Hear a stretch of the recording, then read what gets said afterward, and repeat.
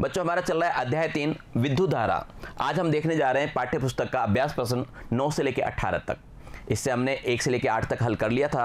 आज हम 9 से 18 तक लेके हल करेंगे। न्यूमेरिकल प्रश्नों को हल करने के लिए कॉपी पेन तो होना ही चाहिए साथ में, और सूत्र भी आपको सारे याद होने चाहिए। मुझे आशा नहीं, आपसे उम्मीद है जब आपने थ्योरी पार्ट पढ़ा है तो सारे सूत्रों को याद कर लिया होगा और कॉपी पेन लेके अवश्य साथ में बैठे होंगे। जो बच्चे कॉपी पेन लेके नहीं बैठे हैं वो क्या करें, फटाफट कॉपी और पेन निकाल लीजिए। यहाँ देखिए प्रश्न संख्या 9।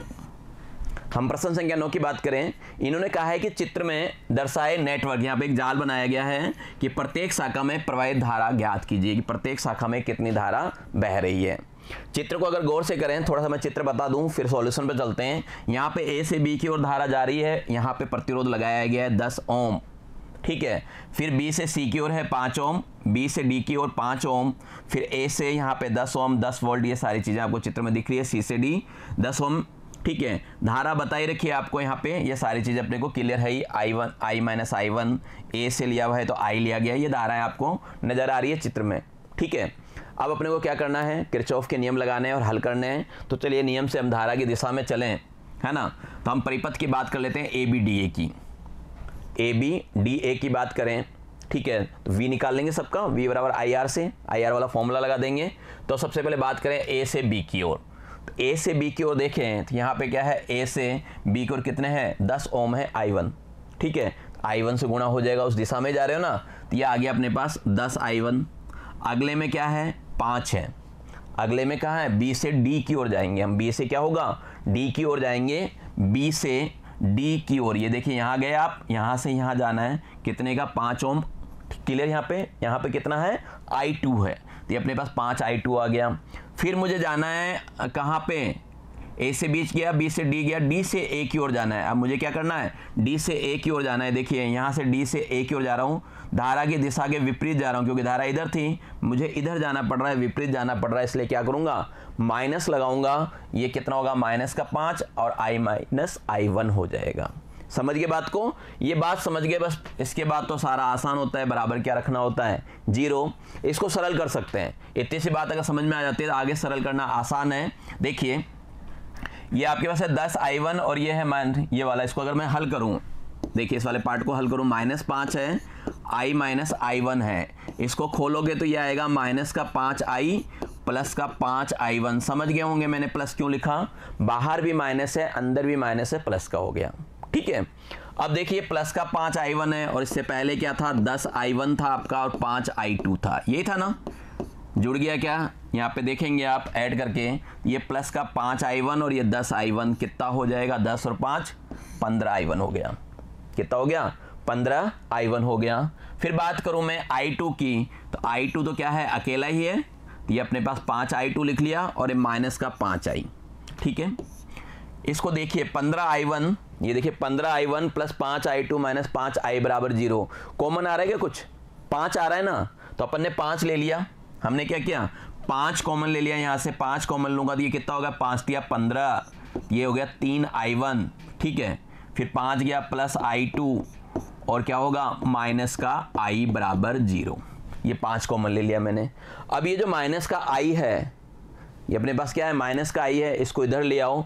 जब इधर लेके आओगे तो फाइनली जो होगा अपने पास वो ये हो जाएगा, ये वाला माइनस का I प्लस का हो गया और 3 I1 प्लस I2 हो गया। ये समीकरण नंबर 1 डालिए, ठीक है, समझ गए। मैथमेटिकल कैलकुलेशन है, काम की चीज तो यहां थी अपने पास। ये अब क्या हो गया, अपने पास समीकरण नंबर 1 हो गया। कौन से लूप के लिए, ABDA के लिए, ठीक है। अब चलता हूं आपके पास, अगला लूप लेता हूं जो बंद परिपथ है मेरा, BCDB। चित्र को दिखा दूं एक बार, BCDB है ना। तो अपन BCDB की बात करें, यहां पे देखिए ये रहा B है ना, C और D और B, यानी पहले आप कहां जाएंगे, B से C की ओर जाएंगे, उसी की दिशा में जा रहे हो। फिर क्या होगा, C से D की ओर जाऊंगा, उल्टी दिशा में जा रहा हूं, और D से फिर क्या होगा, B की ओर जाऊंगा, है ना। इन दिशाओं का आप देख लो आराम से, उससे आइडिया लग जाएगा आपको। देख लिया, चलिए लिख देते हैं। आपने देखा कि B से जब C की ओर चला तो मैं दिशा कौन सी थी, धारा की दिशा में चल रहा था। जब C से D की तरफ चला धारा के विरुद्ध चल रहा था, और यहाँ भी मैं क्या था, D से B पे धारा के विरुद्ध चल रहा था। प्रतिरोध वहां लगे हुए हैं 5 10 5 ही लगे हुए, देख लीजिए आप, 5 10 और 5, ये 5 इंटू ये हो जाएगा I1 माइनस I2 है ना, ये 10 हो जाएगा और ये क्या होगा 5 हो जाएगा। मान रख देते हैं अपन, तो ये अपन ने मान रख दिया 5, 10 और ये 5 I2। क्लियर, यहाँ पे डी से बी के लिए I2 था, ये I2 था ना, ये अपन ने लिख लिया। बस इतना सा लिखने के बाद तो आपकी बात समझ में आई गई। इनको भी फिर क्या करना है, सरल करना है। इसको हम खोलें, इस वाले पार्ट को तो देखिए यहाँ खोल देता हूँ आपके लिए। ये हो गया बच्चों 5I1 माइनस 5I2, ठीक है। इसको खोलूँगा तो माइनस का 10I और माइनस माइनस क्या हो गया, प्लस का 10I1 और माइनस का 10 क्या हो गया, I2 हो गया। समझ गए बात को।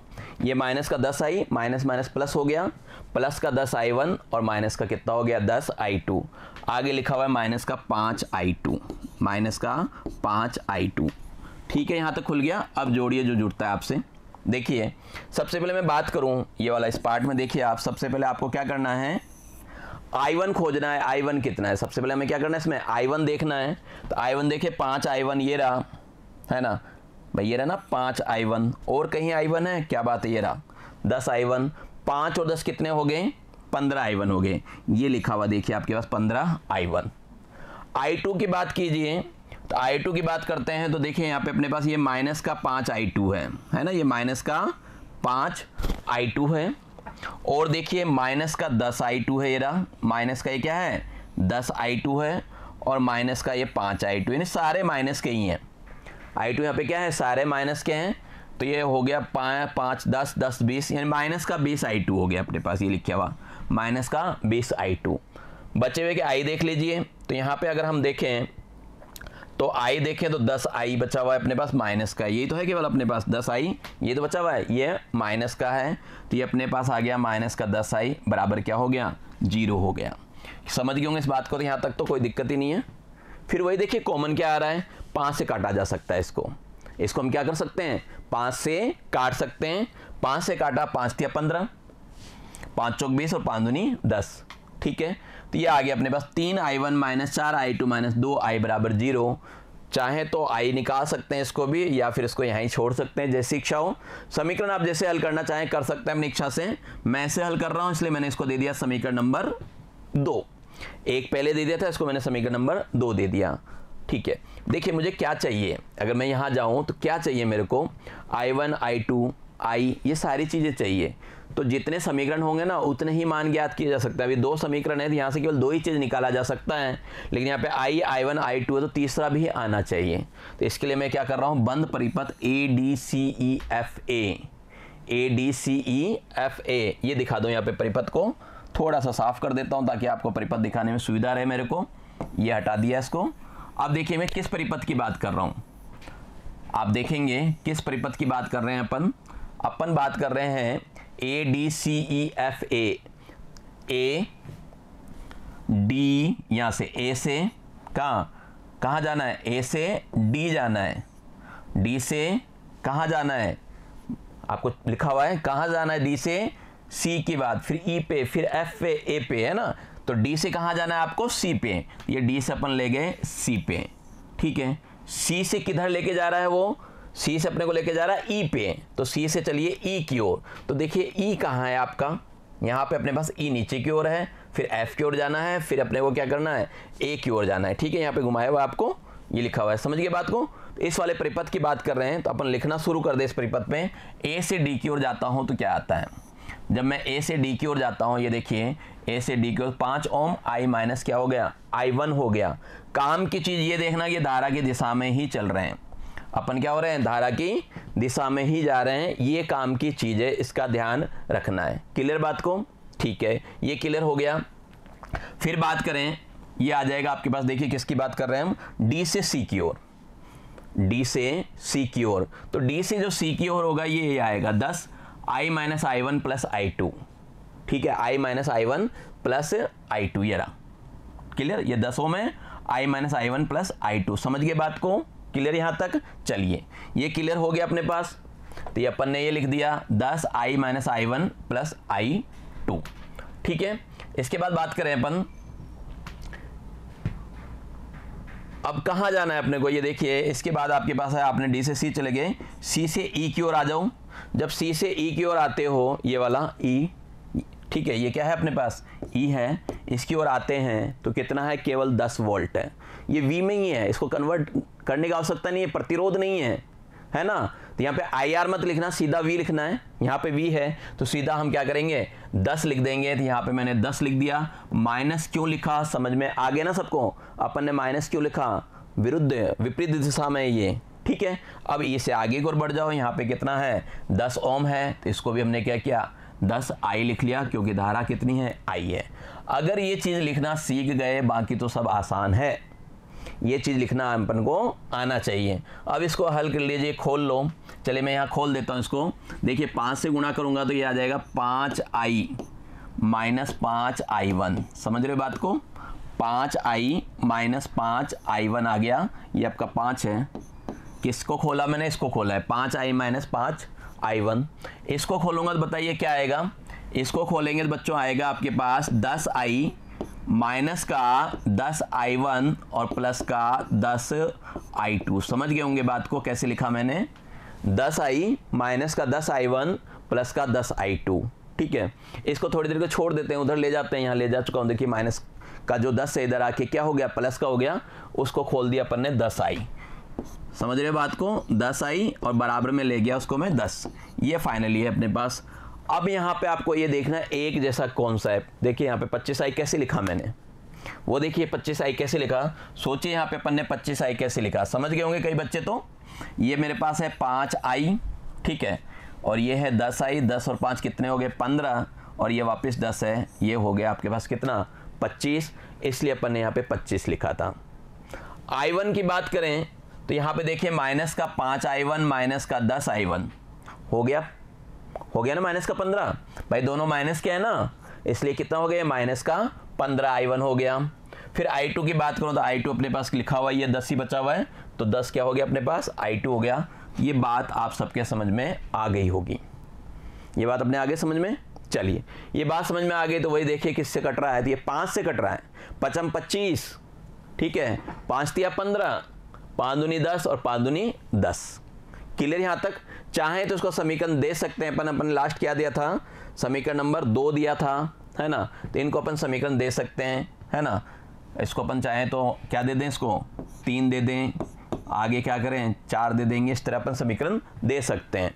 समीकरण देना आपके हाथ में है, कैसे भी दे सकते हो। अब अपने को क्या करना है, कुछ मानों को हल करना है, ठीक है। आप क्या करें, कुछ मानों को हल करें। यहाँ पे सारे समीकरण आ गए, मेरे पास 3 समीकरण है, ये सारे समीकरण हैं, इसको हल करना है। तो हल करने के लिए देखो क्या करना है मुझे, इस I का मान कितना निकला 3I1 प्लस I2, यहाँ पे रख देता हूँ I का मान, है ना। यहाँ पे क्या किया I का मान रख दिया, तो यहाँ पे 2 से करूँगा तो 6I1 और ये क्या हो गया 2I2 हो जाएगा, है ना। ये अपन ने रख दिया, देखिए 3I1 माइनस 4I2 तो ये था ही, ठीक है, माइनस 2I है, ये रहा माइनस 2, इस I का मान अपन ने रख दिया, क्लियर। और उसी I का मान, समीकरण 1 से जो I निकला ना, उसी का मान कहाँ रख दें, यहाँ पे भी रख दो, समीकरण नंबर 3 में भी रख दो।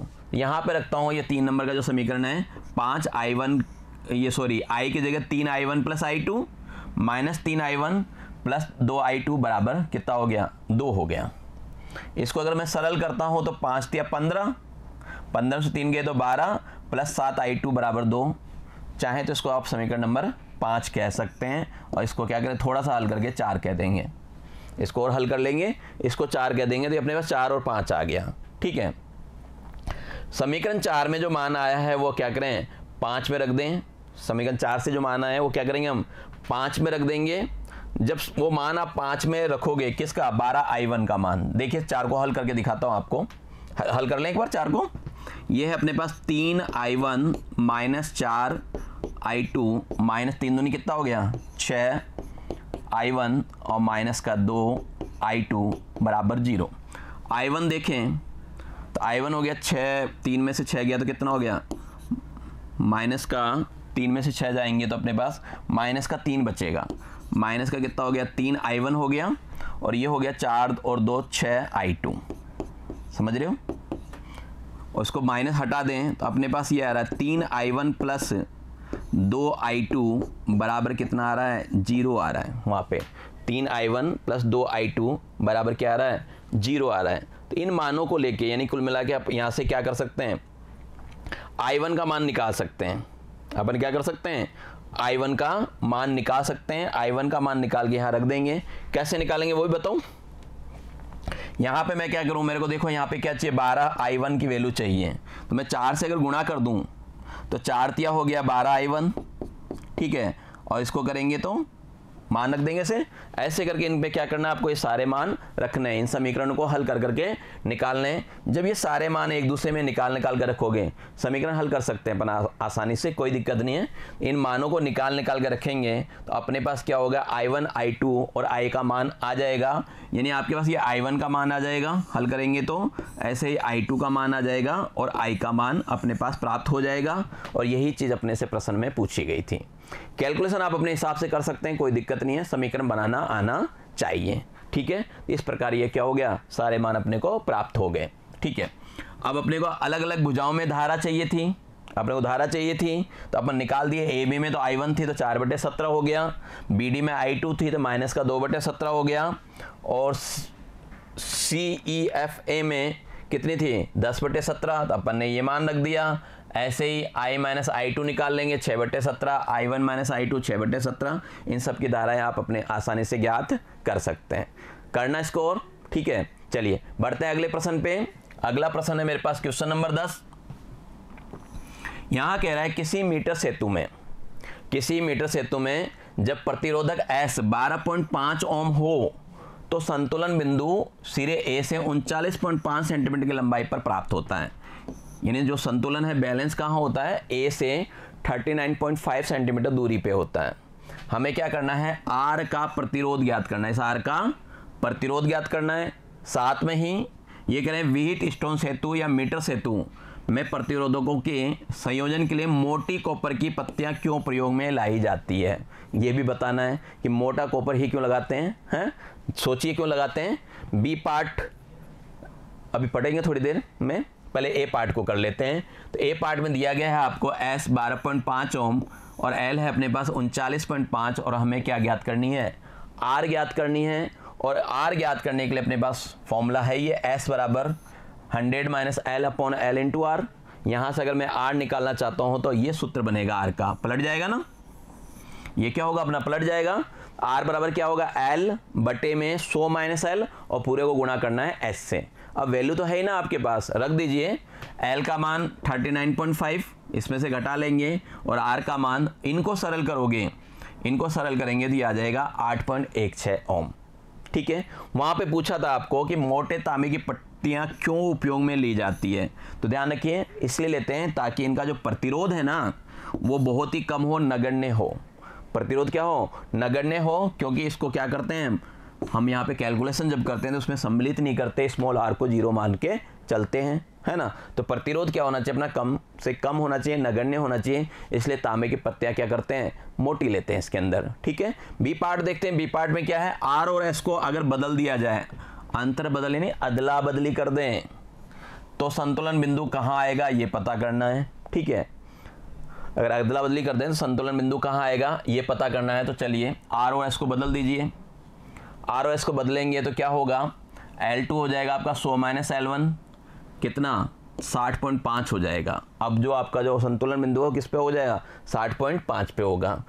अगला पूछा इन्होंने सी पार्ट, यदि सेतु के संतुलन की अवस्था में गैल्वेनोमीटर और सेल को अदल बदल कर दिया जाए तब क्या गैल्वेनोमीटर में कोई धारा दर्शाएगा। किसको बदल रहा है, देखिए गैल्वेनोमीटर है ना, गैल्वेनोमीटर को और सेल को आपस में बदल दिया जाए तो क्या होगा, आपने संयोजन देखा होगा है ना, वो क्या है धारामापी और सेल क्या होता है संयुग्मी आपस में जुड़े होते हैं। संतुलन स्थापित होने के बाद इन्हें परस्पर बदलने पे संतुलन पे प्रभाव नहीं पड़ेगा। आपस में बदल दीजिए, संतुलन क्या होगा वहीं होगा। कहने का मतलब है धारामापी विक्षेप प्रदर्शित नहीं करेगा। जहां जीरो आया ना उनको आपस में बदलोगे तब भी उसी बिंदु पे जीरो आएगा, विक्षेप नहीं आएगा। ऐसा नहीं कि हिल जाएगी सुई, नहीं हिलेगी, ठीक है। क्यों नहीं हिलेगी, क्योंकि धारामापी जो गैल्वेनोमीटर है और सेल है वो क्या है संयुग्मी भुजाओं से जुड़े हुए हैं, तो इसका कोई इफेक्ट नहीं पड़ेगा। चाहे तो आप लैब में प्रैक्टिकल करके देख सकते हैं, आपको और ज्यादा संतुष्टि हो जाएगी। चलिए बढ़ते हैं अगले प्रश्न पे। Question number 11। क्वेश्चन नंबर 11 में आपको लिखा हुआ है 8 वोल्ट विद्युत वाहक बल की एक संचायक बैटरी जिसका आंतरिक प्रतिरोध 0.5 ओम है। ध्यान देना, विद्युत वाहक बल कितना 8 वोल्ट है ना, लिख भी देता हूं 8 वोल्ट, आंतरिक प्रतिरोध कितना 0.5 ओम है। इसको कौन से क्रम में जोड़ा गया, श्रेणी क्रम में जोड़ा गया है 15.5 ओम के प्रतिरोध का उपयोग करके। ठीक है साहब, ये अपन ने ले लिया 15.5 ओम और इनको क्या किया, श्रेणी क्रम में जोड़ दिया। ठीक है, 120 के डीसी स्रोत द्वारा चार्ज किया जाता है, 120 वोल्ट लगा दिया ये भी अपन ने। ठीक है, यहाँ तक चार्ज होते समय बैटरी की टर्मिनल वोल्टता क्या होगी और चार्जकारी परिपथ में प्रतिरोध को श्रेणी क्रम में संबद्ध करने का क्या उद्देश्य है। इसको आपने श्रेणी क्रम में ही क्यों जोड़ा ये बताना है ना, और सिरों पे क्या ज्ञात करनी है, वोल्टता ज्ञात करनी है। तो चलिए, यहाँ पे आपको विद्युत वाहक बल दे दिया, आंतरिक प्रतिरोध दे दिया और प्रतिरोध दे दिया 15.5, और हमने एक छोटा सा चित्र भी बना लिया जो दिख रहा है आपको। ठीक है, यहाँ पे चलिए आगे बढ़ते हैं। आपको ये तो पता ही है E minus I R minus जो भी अपना विद्युत वाहक बल है एप्सिलॉन माइनस आई आर बराबर 0 होता है। इसको सरल करके I का मान निकालोगे, कैसे निकालते हैं I का मान वो भी निकाल देता हूँ आपको। ये लिखा हुआ E माइनस आई आर, विद्युत वाहक बल आ गया और माइनस का आई आर, दोनों का पक्षांतरण कर दो। यहाँ तो बच गया E माइनस विद्युत वाहक बल वाला एप्सिलॉन है ना, उधर हो गया I R और ये I कैपिटल वाला R। देखिए कॉमन क्या आ गया, आप देख लो I कॉमन आ गया, तो ये आ गया R प्लस R, और यहाँ से मैं क्या करूँ इसका भाग लगा दूँ तो मेरे पास I का मान आ गया E माइनस एप्सिलॉन है ना, बट्टे में क्या हो जाएगा स्मॉल r और कैपिटल R। ये फॉर्मूला आ गया अपने पास, ये फॉर्मूला लिखा हुआ है। और जैसे ये फॉर्मूला लिखा हुआ है सारे केस ये मान रख दीजिए, सबके मान रखे हुए अपने पास, और सबके मान रख के हल करोगे तो धारा आपकी कितनी आएगी, 7 एम्पीयर यानी 7 आ जाएगी। अब मुझे V ज्ञात करना है, तो V ज्ञात करने का सूत्र आपको पता ही है, ये वाला होता है ना। ये अपन ने फॉर्मूला रख दिया, क्लियर, यहाँ तक क्लियर है, ये तो समझ में आएगी आपको। चलिए, ये अपन ने फॉर्मूला रख दिया और इसमें क्या किया, I तो मिल ही गया, ये मान रख दिया, और यहाँ से अपने पास आएगा 11.5 वोल्ट V आ गया। ठीक है, अब उन्होंने ये पूछा था कि श्रेणी क्रम में क्यों जोड़ा आपने। जैसे आप श्रेणी क्रम में जोड़ेंगे तो धारा कम बहेगी, जिससे अधिक धारा से क्या होगा, परिपथ खराब हो सकता है। तो श्रेणी क्रम में जो प्रतिरोध है परिपथ में धारा को सीमित करने के लिए जोड़ा जाता है, अन्यथा परिपथ में अत्यधिक धारा स्थापित होने से अवयवों को क्या हो सकता है, क्षति हो सकती है। धारा कम करने के लिए श्रेणी क्रम में जोड़ते हैं, श्रेणी क्रम से प्रतिरोध बढ़ता है और धारा क्या हो जाती है, घटती है। ये कारण जोड़ने का है। ठीक है, बढ़े आगे, चलिए बढ़ते हैं प्रश्न संख्या 12 की ओर। क्वेश्चन नंबर 12 देखें, यहाँ कह रहे हैं किसी पोटेशियम मीटर व्यवस्था में 1.25 वोल्ट विद्युत वाहक बल के एक सेल का संतुलन बिंदु तार कहाँ है, 35.0 सेंटीमीटर पर है। ठीक है, यानी पोटेशियम मीटर का विद्युत वाहक बल दिया हुआ है 12.5 ने 1.25 वोल्ट है, और जो उसका संतुलन बिंदु यानी L1 है 35 सेंटीमीटर है। ठीक है, यदि इस सेल को किसी अन्य सेल द्वारा प्रतिस्थापित कर दिया जाए, सेल बदल दें, तो संतुलन बिंदु यानी दूसरा, अभी सेकंड पार्ट है ये, दूसरे में जो संतुलन बिंदु है 63 सेंटीमीटर आता है। तो आपको पता करना है विद्युत वाहक बल कितना होगा उस वक्त, यानी कब विद्युत वाहक बल कितना करें जिससे क्या हो, ये 63 सेंटीमीटर पे चला जाए। कहने का मतलब ये है। ठीक है, बस फॉर्मूला लगा दीजिए, आसानी से हो जाएगा। आपने को पता है कि विद्युत वाहक बलों का जो अनुपात होता है संतुलन बिंदुओं के अनुपात के बराबर होता है। तो ये अपने पास दोनों का अनुपात ले लिया अपन ने, तो यहाँ से जिसका मान है उसका रख सकते हो चाहो तो, और अलग अलग भी ज्ञात किया जा सकता है। तो यहाँ पे ये फॉर्मूला बन गया अपने पास, मान रख दीजिए। पहले वाले का विद्युत वाहक बल कितना है 1.25, और ये आ गया 63/35, और इसको हल करेंगे तो 2.25 वोल्ट हो जाएगा। सूत्र याद होना चाहिए, सूत्र याद नहीं है तो कुछ नहीं हो सकता, तो फॉर्मूले याद कीजिए। ठीक है, चलिए बढ़े आगे। चलिए आगे बढ़ते हैं प्रश्न संख्या 13 की ओर। क्वेश्चन नंबर 13 देखें, पढ़िए यहाँ पे क्वेश्चन नंबर 13 को। ये कह रहे हैं किसी तांबे के चालक में मुक्त इलेक्ट्रॉन की संख्या घनत्व, ध्यान देना इलेक्ट्रॉन संख्या घनत्व कितना है, 8.5 × 10⁻28 मीटर क्यूब है, पर मीटर क्यूब है। ठीक है, चलिए यानी क्या मतलब है, अपने पास n आ गया 8.5 × 10⁻28 बट्टे में मीटर क्यूब। फिर आगे उन्होंने क्या आकलित किया गया, 3 मीटर लंबे तार यानी L का मान दे दिया 3 मीटर, एक दूसरे सिरे तक अफवाह करने में इलेक्ट्रॉन कितना समय लेता है, यानी T ज्ञात करना है मुझे। तार के अनुप्रस्थ काट का क्षेत्रफल दे दिया इन्होंने 2.0 × 10⁻⁻6 मीटर स्क्वायर, ये A मिल गया अपने को। और इसमें धारा कितनी बह रही है, 3 एम्पेयर आई मिल गई अपने को। ये सारे मान अपने को मिल गए, हमने लिख दिया एन की वैल्यू रख दी, एल की, ए की और आई की वैल्यू हमने रख दी। ठीक है, अब आपको क्या होना चाहिए, अपवाह वेग का सूत्र याद होना चाहिए, थ्योरी क्लास में बताया मैंने। अपवाह वेग का सूत्र क्या हो गया, आई अपॉन एन ए ई। मान रखिए आई का मान 3 है, ये रखा हुआ, एन का मान रख दिया अपन ने, ए का रख दिया और ई का मान तो हमें याद ही है 1.6 इंटू 10 की घात माइनस का क्या होता है 19। और इसको सरल कर लीजिए, सरल करते ही आपके पास अपवाह वेग आ गया 1.1 इंटू 10 की घात -4 मीटर पर सेकेंड। अब दिमाग में ये आता है कि सर ने अपवाह वेग क्यों निकाला, समय निकालना था, है ना। समय बराबर क्या होता है, दूरी बटे चाल। ये लगा दिया, देखिए दूरी बटे चाल, एल बटा वी डी। दूरी कितना 3 और चाल ये निकाल लिया अपन ने। अब बात समझ में आई वेग क्यों निकाला। चलिए अच्छी बात है, समझ में आ गई अपने पास। तो इसको हल किया तो समय आ गया 2.73 इंटू 10 की घात 4 सेकेंड। ये अपने से पूछा था, ये अपने पास क्या हो गया, उत्तर मिल गया इसका। समझ में आ गया होगा, क्लियर है यहाँ पे, है ना। पहले अपन ने वेग क्यों निकाला ये बात भी आपके समझ में आ गई, है ना। चलिए बढ़े आगे अगले प्रश्न पे, क्वेश्चन नंबर 14। हम प्रश्न 14 पे चलें। अगर मान लो किसी से, मतलब कई बच्चे ये सोच रहे हैं कि सर थोड़ा जल्दी जल्दी जा रहे हो आप, तो हम उतार ही नहीं पा रहे हैं, तो उतारने का कहाँ दिक्कत है, आपको यहाँ लिखा हुआ है। आप क्या करें, या तो स्क्रीनशॉट लें, इसका स्क्रीनशॉट ले सकते हैं, या फिर आप वीडियो को क्या कर सकते हैं, रोक के भी उतार सकते हैं, वीडियो को स्लो करके भी देख सकते हैं। भाई इसी का फ़ायदा तो है, अपन को ऑनलाइन पढ़ने का फ़ायदा यही तो है। आप वीडियो को स्लो करके भी सुन सकते हैं आप, और इसको रोक भी सकते हैं, उतार के फिर आगे बढ़ सकते हैं। आप अपनी इच्छा से देखिए वीडियो को, आप अपने हिसाब से चलाइए वीडियो को। चलिए मैं आ गया प्रश्न नंबर 14 पे। बहुत अच्छा प्यारा प्रश्न है, ये कह रहा है, काफ़ी बातें सिखा भी रहा है ये प्रश्न आपको पृथ्वी के बारे में। ध्यान से सुनना। पृथ्वी के पृष्ठ पर ऋणात्मक पृष्ठ आवेश घनत्व 10 की घात -9 कूलाम सेंटीमीटर पर स्क्वायर है, पर सेंटीमीटर स्क्वायर है। वायुमंडल के ऊपरी भाग और पृथ्वी के पृष्ठ के बीच 400 केवी विभवांतर नीचे वायुमंडल की कम चालकता के कारण होता है ना, कि परिणामतः समूचे पृथ्वी पर केवल 1800 एम्पीयर की धारा है। पूरे पे क्या है, 1800 एम्पीयर की धारा है। यदि वायुमंडलीय विद्युत क्षेत्र बनाए रखने हेतु कोई प्रक्रिया न हो तो पृथ्वी के पृष्ठ को उदासीन करने हेतु लगभग कितना समय लगेगा। ये इसको उदासीन करना चाहते हैं तो कितना होगा। हालांकि वास्तव में ऐसा होता नहीं है, व्यवहारिक रूप में ये कभी नहीं होता, ध्यान रखना, क्योंकि विद्युत आवेश पुनः पूर्ति कर एक प्रक्रिया है। आपने पुराने वाले चैप्टरों में पढ़ा है, वहाँ पे आपको बताया था कि पृथ्वी के विभिन्न भागों में क्या होता है, लगातार त्वरित झंझा और त्वरित होता रहता है। सेकंड चैप्टर में आया था ये चीज़, आपने वहाँ देखा था। तो हमें ये कैलकुलेशन करनी है। यहाँ पे पृथ्वी की त्रिज्या दे रखी है 6.360 इंटू 10 की घात 6 मीटर। तो शुरू हो जाए। तो यहाँ पे अपने पास घनत्व दिया कितना, 10 की घात -9, ये दिया हुआ आपके पास, देखिए पृष्ठ आवेश घनत्व ये लिख दिया अपन ने। आई दे रखा है ना, और आर दे रखा है। शुरू के चैप्टर में अपन ने पढ़ रखा है, आई बराबर होता है क्यू अपॉन टी, और क्यू को लिखा जा सकता है सिग्मा इंटू ए, यानी पृष्ठ घनत्व और उसके क्षेत्रफल से गुणा कर दिया। ए पृथ्वी क्या है, गोलाकार है, और गोल वस्तु का जो क्षेत्रफल होता है वो कितना होता है, 4πr² होता है। ए का मान रख दिया। अब क्या करना है बच्चों, आपको सबका मान रखना है। हमें यहाँ क्या करना है, सबका मान रखना है टी ज्ञात करने के लिए। ये टी इधर आ गया, आई इधर आ गया, तो आपको टी ज्ञात करना है, तो ये मान रखिए।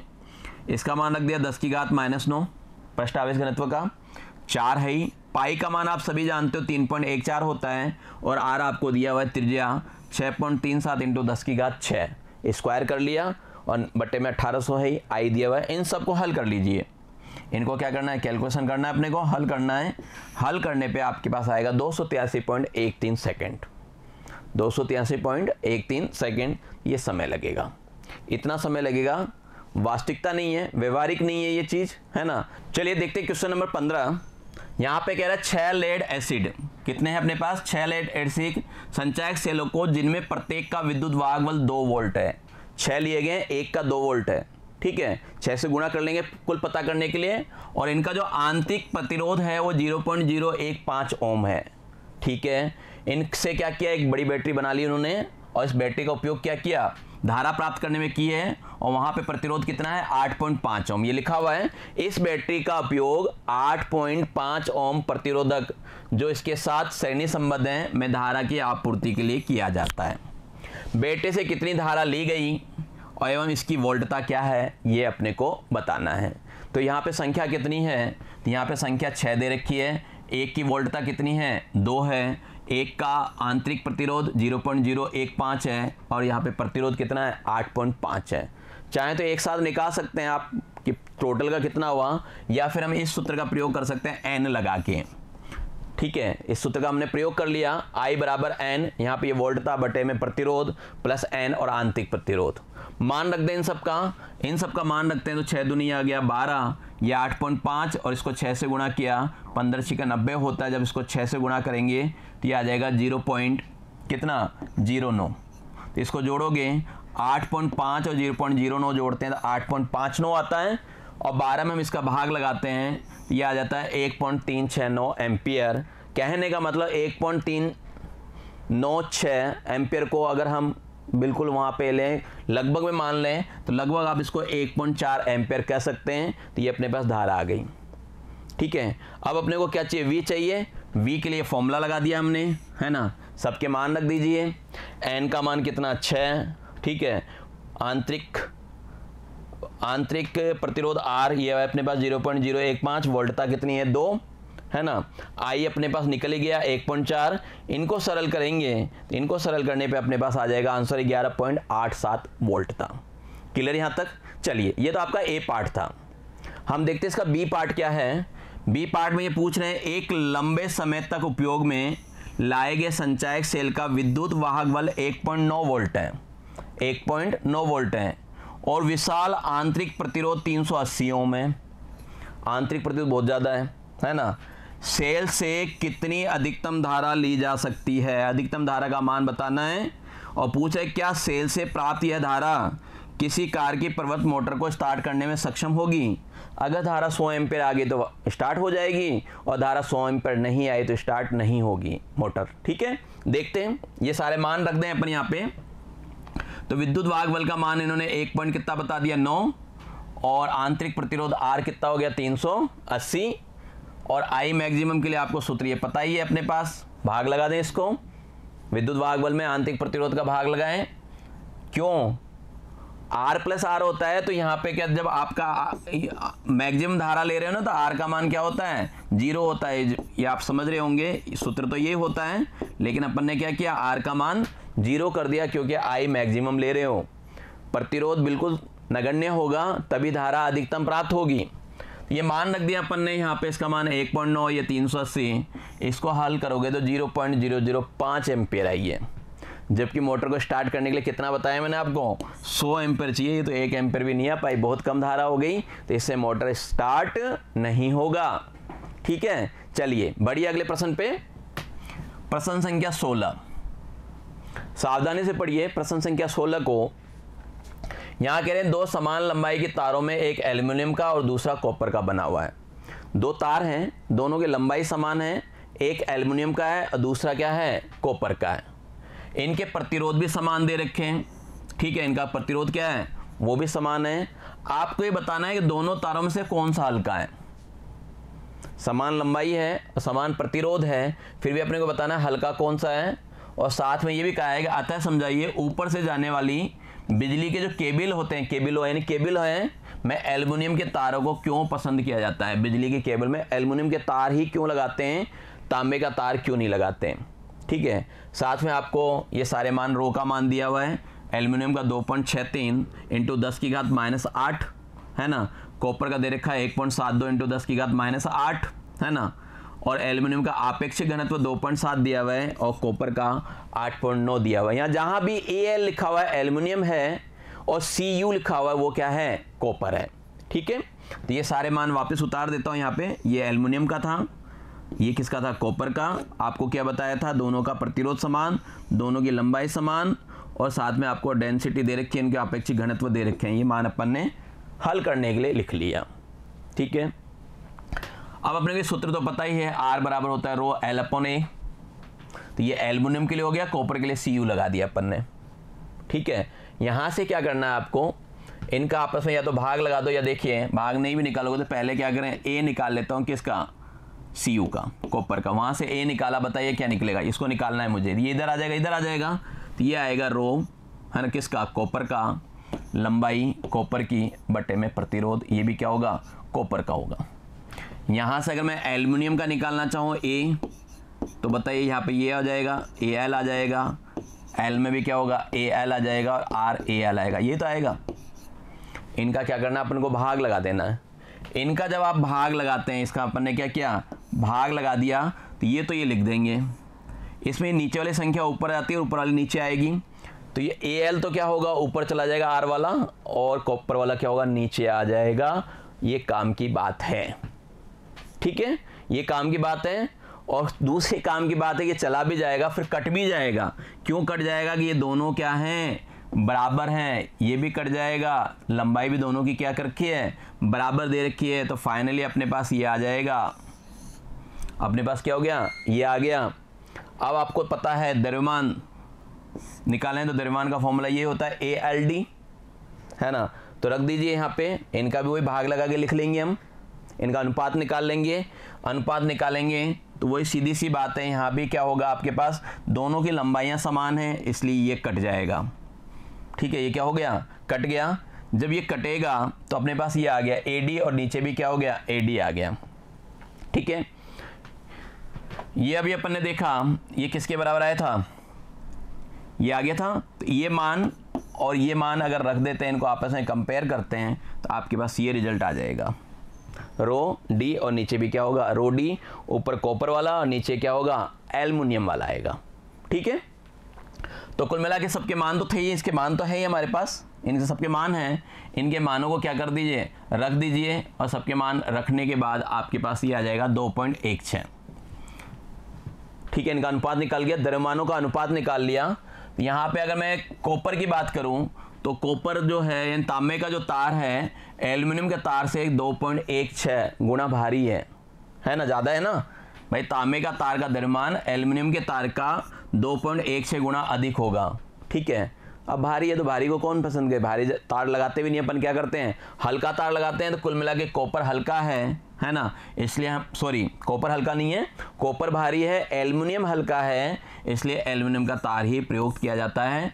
ऊपर केबलों के अंदर हम क्या करते हैं, एल्युमिनियम का तार ही लेते हैं, ये कारण है। ठीक है, चलिए अगले प्रश्न में चलते हैं, प्रश्न संख्या 17। इसको देखें, ये कह रहे हैं मिश्र धातु मैग्नीन के बने प्रतिरोध पर लिए गए निम्नलिखित प्रेक्षेपणों से आप क्या निष्कर्ष निकाल सकते हैं। यहाँ पे कोई प्रैक्टिकली प्रेक्षण ले रखे हैं, इधर आपको धारा दे रखी है, वोल्टता दे रखी है, ये भी धारा और वोल्टता है ना। I और V दिया हुआ है, कुल मिला के अपने को क्या क्या मिला हुआ है यहाँ पे, एक तो I दे रखा है और V दे रखा है ना।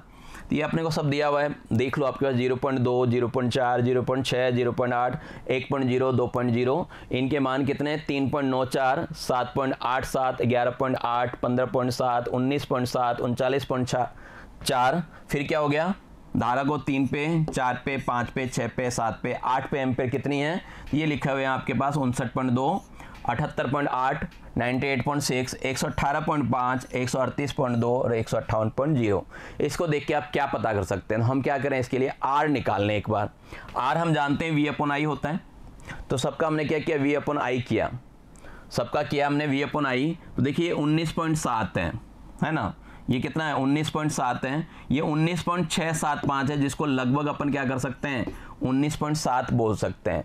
ये भी 19.6 है, इसको भी आप लगभग क्या कर सकते हो, 19.7 कह सकते हो। जब मैं सब में V और I में भाग देता हूँ, देखिए यहाँ पे भी क्या हो रहा है, 19.7, 19.7, इसको भी लगभग 19.7 कहा जा सकता है, ये भी 19.7, 19.72 है, 19.72 को भी क्या कह सकते हो, लगभग 19.7 ही हो गया वो तो, है ना। तो ये भी लगभग 19.7 ही आ गया। आगे भी जब निकाल रहे हैं अपन 6 के लिए, तो 19.75 आ रहा है, 19.74 आ रहा है, 19.75 आ रहा है, लगभग 19.7 के आसपास ही आ रहा है। कुल मिला के कहने का मतलब यही है कि ये भी लगभग 19.7 के आसपास ही आ रहे हैं। सारे मान क्या हैं, लगभग 19.7 के आसपास आ रहा है। तो कहने का मतलब ये है कि प्रतिरोध तार का प्रतिरोध लगभग क्या है, कांस्टेंट आ रहा है।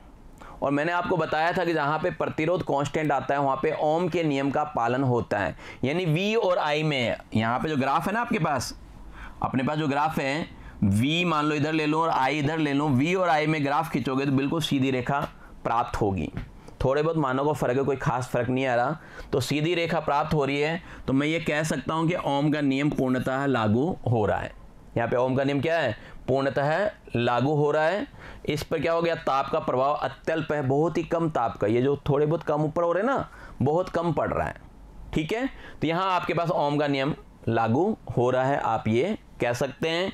तार का जो ताप प्रतिरोध गुणांक है बहुत ही कम है, अत्यल्प है, वो इतना इफेक्ट नहीं कर पा रहा। समझिए बात को। चलिए बढ़ते हैं अगले प्रश्न पे। प्रश्न संख्या 18, ये कह रहे हैं निम्नलिखित प्रश्नों के उत्तर दीजिए। A B C D 4 part बने हुए हैं, तो पहले पहला पार्ट देख लेते हैं कि किसी असमान अनुप्रस्थ काट वाले धात्विक चालक के एक समान धारा प्रवाहित होती है, निम्नलिखित में से चालक में कौन सी अचर रहेगी। धारा, धारा घनत्व, विद्युत क्षेत्र, अपवाह चाल, ये देखना है इनमें से कौन सा अचर रहेगा। क्या कहा हुआ है, किसी असमान अनुप्रस्थ काट वाले धात्विक चालक में एक समान धारा प्रवाहित होती है, क्षेत्रफल अलग अलग है लेकिन धारा क्या है, एक समान प्रवाहित हो रही है, तो कौन सा अचर रहेगा। देखिए अचर तो क्या रहेगा आपका, धारा रहेगा, जितनी धारा जाएगी वो हमेशा धारा क्या होती है, अचर रहेगी। बाकी राशियां अनुप्रस्थ काट के क्षेत्रफल पर निर्भर करती है। अगर मैं अपवाह वेग की बात करूं Vd, ये होता है I/NAE। ए का मान क्या हो गया, अगर बढ़ाऊंगा, ए का मान क्या करूं, बढ़ाऊंगा तो अपवाह वेग क्या होगा, कम हो जाएगा, घटाऊंगा तो क्या होगा, बढ़ जाएगा। धारा घनत्व की बात करूं तो यहाँ पे भी J बराबर I/A होता है, और विद्युत क्षेत्र भी क्या होता है, J बटा सिग्मा, I/A सिग्मा लिखा जा सकता है। तो कुल मिला के सारे क्या हो रहे हैं, अनुप्रस्थ काट के क्या होते हैं, व्युत्क्रमानुपाती आ रहे हैं, केवल धारा जो है वो क्या होगी, कांस्टेंट रहेगी, ठीक है, क्लियर। बी पार्ट देखते हैं। बी पार्ट में क्या कहा गया है, ये कह रहे हैं क्या सभी परिपथीय अवयवों के लिए ओम का नियम सार्वत्रिक रूप से लागू होता है, यदि नहीं तो उन अवयवों के उदाहरण दीजिए जो कि ओम के नियम का पालन नहीं करते हैं। बच्चों मैंने आपको एक टॉपिक पढ़ाया था, ओम के नियम की सीमाएं, वहाँ पे बताया था, प्रतिरोध भी बताया था, चालक भी बताए थे जो लागू भी होते हैं, अनोमीय प्रतिरोध बताया, ओमीय प्रतिरोध बताया, वहाँ पे आपको बहुत सारे एग्जाम्पल दिए थे, है ना। और ये बताया था कि सारे ओम के नियम का पालन नहीं करते हैं, जैसे विद्युत अपघटय है पदार्थ, अर्धचालक डायोड, ट्रांजिस्टर, निर्वात बल्ब डायोड, थर्मिस्टर, ये सारे क्या हैं, अनओम्य युक्तियां हैं, ठीक है। चलिए सी पार्ट को देखूं मैं। सी पार्ट में लिखा हुआ है किसी निम्न वोल्टता संभरण से जिससे उच्च धारा देनी होती है का आंतरिक प्रतिरोध बहुत कम होना चाहिए, क्यों। यानी आपको उच्च धारा चाहिए तो आंतरिक प्रतिरोध बहुत कम कर देना चाहिए, हाँ या ना। पहले तो ये सोचिए कि हाँ या ना। देखिए I मैक्सिमम होता है, ये आपका ये होता है, यहाँ पे क्या विद्युत वाहक बल को बढ़ा के भी धारा बढ़ाई जा सकती है और आंतरिक प्रतिरोध को कम करके भी धारा बढ़ाई जा सकती है। तो जरूर नहीं है आप आंतरिक प्रतिरोध कम ही रखें तभी धारा आपकी बढ़े, है ना। धारा क्या हो सकती है, विद्युत वाहक बल को बढ़ाओगे तब भी बढ़ जाएगा और आंतरिक प्रतिरोध कम करोगे तब भी धारा बढ़ जाएगा। तो आपका जवाब क्या होगा, ना होगा, ठीक है, कि जरूरी नहीं है ऐसा, अधिकतम धारा प्राप्त करने के लिए ये सही है। समझ गए बात को। डी पार्ट को देखते हैं। डी पार्ट में क्या है, ये डी पार्ट में है कि किसी उच्च विभव संभरण, मान लीजिए कि 6 किलोवोल्ट का आंतरिक प्रतिरोध अत्यधिक होना चाहिए, क्यों, यही चीज मैंने आपको भी बताई कि अत्यधिक होना चाहिए, क्यों होना चाहिए वो देखिए। यदि आंतरिक प्रतिरोध अत्यधिक नहीं है तो स्रोत में क्या हो सकता है, लघु पतन हो सकता है। क्यों, अगर आंतरिक प्रतिरोध कम कर देते तो धारा बढ़ जाएगी, धारा ज़्यादा होने से क्या हो सकता है, शॉर्ट सर्किट हो सकता है, इसलिए अत्यधिक उच्च मान का धारा प्राप्त होगी और ये क्या होगा, घातक होगा। इसलिए हम आंतरिक प्रतिरोध का मान क्या करते हैं, कम रखते हैं। आंतरिक प्रतिरोध मान क्या होगा, कम रखते हैं तो धारा ज़्यादा बहेगी, और अधिक रखते हैं तो कम बहेगी। और हमें क्या चाहिए, कम धारा चाहिए तो हमें क्या रखना चाहिए, आंतरिक प्रतिरोध क्या होना चाहिए, अधिक होना चाहिए। आपका आंतरिक प्रतिरोध क्या होना चाहिए, जितना बड़ा हो उतना फायदा होगा आपको परिपथ में। नहीं तो छोटा ले लोगे धारा अधिक बह जाएगी, और धारा अधिक बहने से क्या होगा, लघु परिपथ हो सकता है, शॉर्ट सर्किट हो सकता है, ठीक है। तो ये अपने ये डी पार्ट भी हो गया अपने पास, ए बी सी और डी चारों पार्ट आपके कंप्लीट हैं, कोई दिक्कत नहीं है, बात आपके समझ में आ गई होगी, क्लियर है भाई। पहला पार्ट में तो आपको समझ में आ गया। यहाँ पे क्या देखा आपने, केवल धारा कांस्टेंट थी, बाकी सारे कांस्टेंट नहीं थी। क्या हो रहा था, अनुप्रस्थ काट के क्षेत्रफल के व्युत्क्रमानुपाती था। दूसरे में आपने देख लिया औम्य युक्तियां भी होती हैं, अनौम्य भी होती हैं। सी वाले में अपन ने ये सूत्र देख लिया, डी इसी से रिलेटेड था। तो बच्चों आज की कक्षा में इतना ही, आगे पढ़ने के लिए मिलते हैं आपसे अगली कक्षा में। तब तक के लिए धन्यवाद, नमस्कार, आपका दिन मंगलमय रहे।